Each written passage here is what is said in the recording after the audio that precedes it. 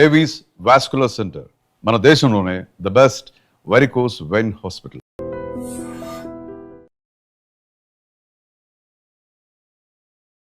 చెరువులు కుంటలు నాలాలు ఎవడు కబ్జా చేసినా నిర్దాక్షిణ్యంగా గులగొట్టమని చెప్పింది.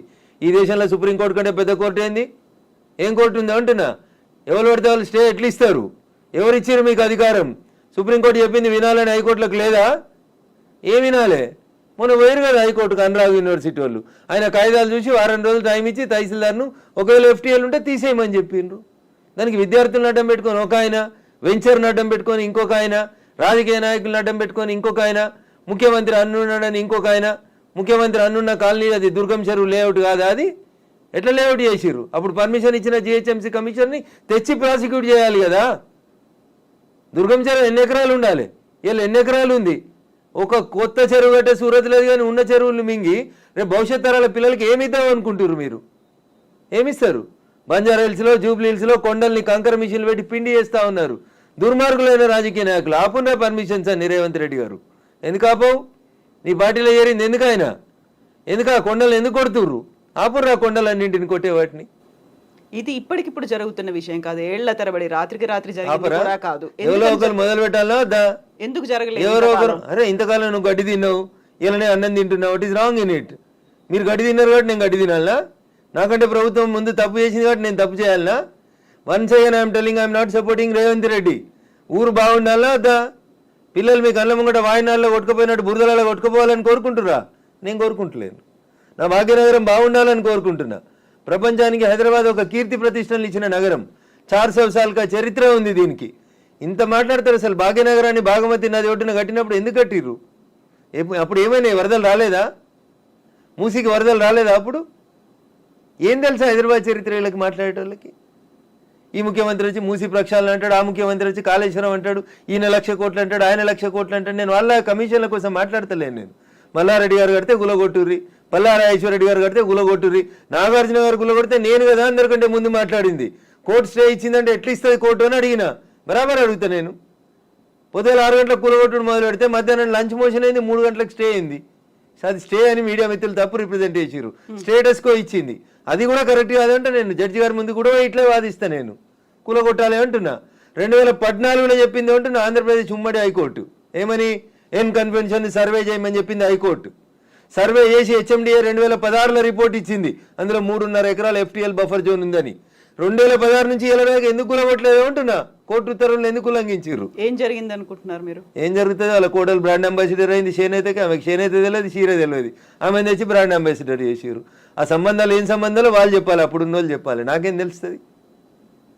వాళ్ళకి ఆ రంగుల లోకంతో ఉన్న రక్త సంబంధం ఏందో వాళ్ళు చెప్తే బాగుంటుంది. నానోరు ఎందుకు ఖరాబ్ చేస్తారు?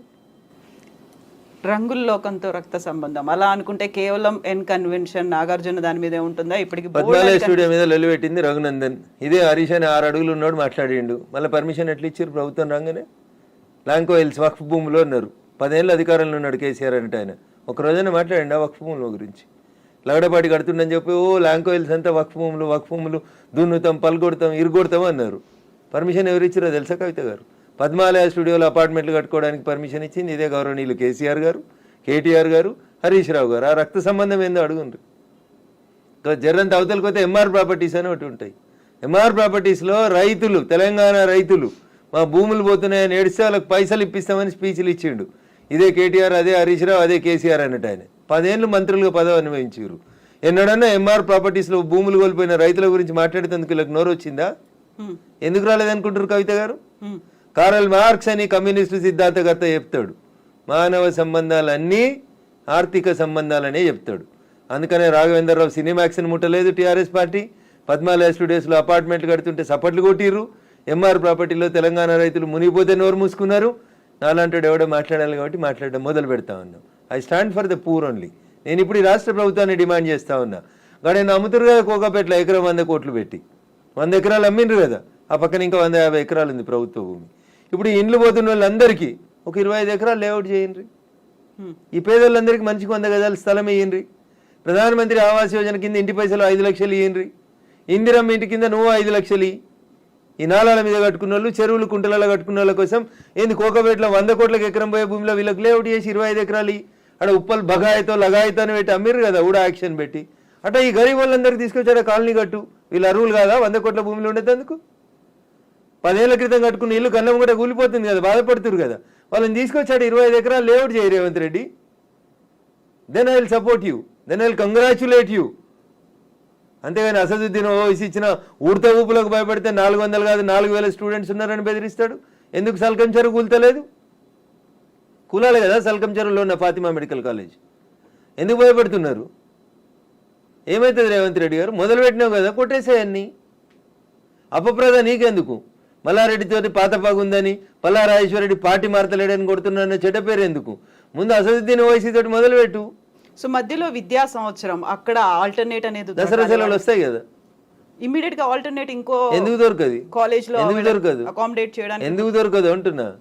ఒక్క రోజులో కట్టేస్తారు. ఇప్పుడు అంతా కిర్బీ షీట్లు అనే స్ట్రక్చర్లు వచ్చినాయి కదా, టెంపరీ స్ట్రక్చర్లు. 20 మొత్తం రింగ్ రోడ్ పక్కన అన్ని బిల్డింగ్లు ఖాళీగా ఉన్నాయి, తీసుకొని కట్టుకోమని ఉండ్రి. ఇన్ని రోజులు అనుభవించారు కదా చెరువులో కట్టుకొని, దానికి రెంట్ కట్టుర్రి ప్రభుత్వానికి. ఫీట్ కింద వసూలు చేయాలి రేవంత్ రెడ్డి గారు ప్రభుత్వం ఇవాళ. నిజంగా ఎవరైనా పేదలకు నష్టం జరుగుతుంది చెరువులలో తెలిసి తెలియక అమాయకంగా ప్రభుత్వం లేఅవుట్కి పర్మిషన్ ఇస్తే కట్టుకున్న వాళ్ళు ఉన్నారు, వాళ్ళందరినీ తీసుకొచ్చి కోకపేటలో పెట్టండి అంటున్నా. ఏంది ప్రాబ్లం ఏంది మీకు? గరీబులు అక్కడ ఇల్లు కట్టుకోదా కోకపేటలో? కట్టుకొని 100 గజాలి, 100 కాకపోతే 150 గజాలి, ఇంకా 150 ఎకరాలు ఉంది కదా ఆడ. నిజంగా నీకు హైదరాబాద్ శుద్ధి చేయడమే నీ లక్ష్యం అయితే రేవంత్ రెడ్డి గారు, కోకపేటలో ఉన్న 150 ఎకరాలలో ఎన్ని ఇళ్ళు పోతున్నాయో ఐడెంటిఫై చేయి. అందరికీ మంచికి 100 గజాలకు పట్టాలి, అప్పుడు ప్రజల్ని నర్శిస్తారు. ఇప్పుడు జీవో 111 కాదు, అంతకుముందు వాల్టా యాక్ట్లు ఇవన్నీ కూడా వచ్చాయి మన వాటర్ బాడీస్ ని ప్రొటెక్ట్ చేసుకో. నాకంటే ముందున్న వాళ్ళు ప్రతి ఒక్కరు తప్పు చేసిండని ఇప్పుడు నన్ను తప్పు ఏమని అడిగే అధికారం మీకు? నో, అంటే ముందు నుంచి ఎందుకని ఫోకస్ పెట్టలేకపోయారు? ప్రెషర్స్ ఏమున్నాయి? ఎవరికి భయపడ్డారని మీరు? రాజకీయ నాయకులకి, రియాల్టర్లకి, వాళ్ళు ఇచ్చే పైసలకి. ఇంతకంటే ఎక్కువ ఏముంటుంది తల్లి? కట్టే కొట్టే తెచ్చిమంటే ఇంతే. రాజకీయ నాయకులకి ఎవరో ఫైనాన్స్ చేసేటోళ్ళు, ఫండ్ ఇచ్చేటోళ్ళు, ఎవరో ఒక బిల్డర్ ఉండి అన్న నేను ఈ చెరువు పక్కన జరంత మట్టి వచ్చి అమ్ముకుంటా అంటే అమ్ముకోమంటాడు, చూసి చూడనట్టు పొమ్మంటాడు, అయిపోతుంది. అది 1 పోయి 2 అవుతుంది, 2 పోయి 3 అవుతుంది. గట్లా వాడు పోసిండని వీడు పోసి, వీడు పోసిండని ఇంకోటి పోసి. సో ఇప్పుడు మనకి వానలు, వరదలు, ఇవి మునిగిపోవడాలు ఇలాంటివన్నీ ప్రతిసారి వచ్చినట్టే. ఇదంతా ఎకలాజికల్ ఇంబ్యాలెన్స్. ఎగ్జాక్ట్లీ, ఇదంతా ఎకలాజికల్ ఇంబ్యాలెన్స్. ప్రకృతిని కాపాడండి, పర్యావరణాన్ని ప్రేమించండి. లేకపోతే ఇప్పుడు మంచినీళ్ళు తాగమంటే బాటిల్ పెట్టినట్టు రేపు ఆక్సిజన్ సిలిండర్లు జబ్బ మీద వేసుకొని మీ మన్మరాలు తిరగాల్సిన దుస్థితికి పోతారు మీరు.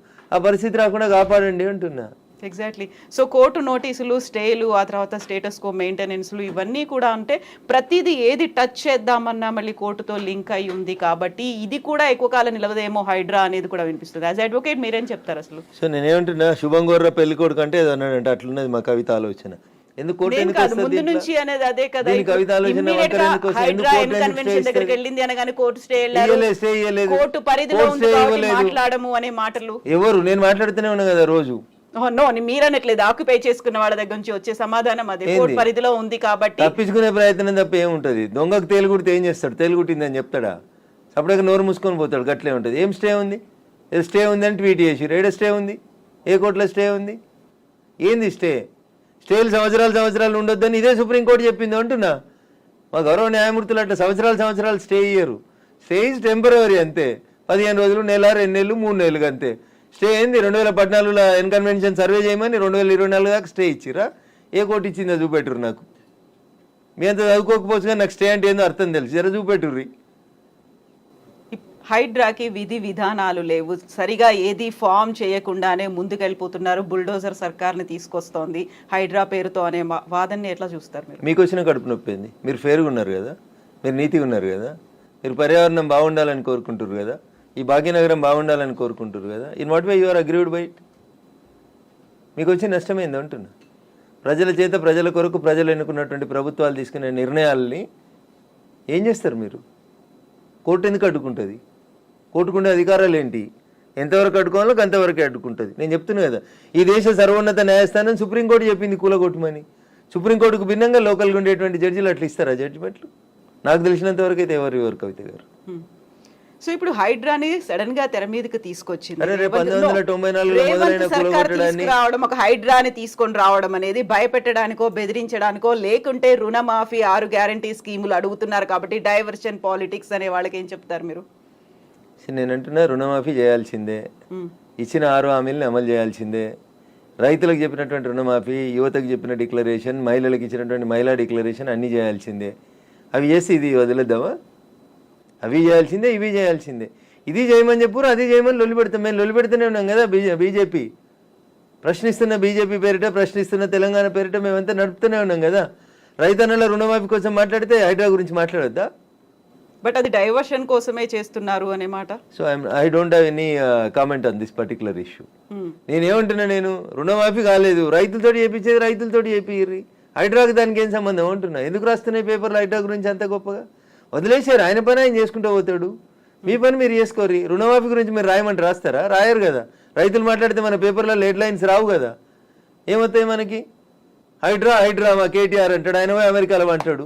అది ఫుల్ హాఫ్ పేజీలు వస్తుంది, పెద్ద పేజీలలో వస్తుంటుంది. ఫస్ట్ పేజీలలో 119 ఎమ్మెల్యేలలో ఆయన యువరాజు అయినట్టు ఆయన మాట్లాడితే పైన ఒక బాక్స్ కట్టి రాస్తారు మీరు. ఆయన కట్టిన జన్వాడ ఫామ్ హౌస్ నాది కాదని స్టేట్మెంట్ మారుస్తాడు. ఒక్క మీడియానైనా రాసిందా?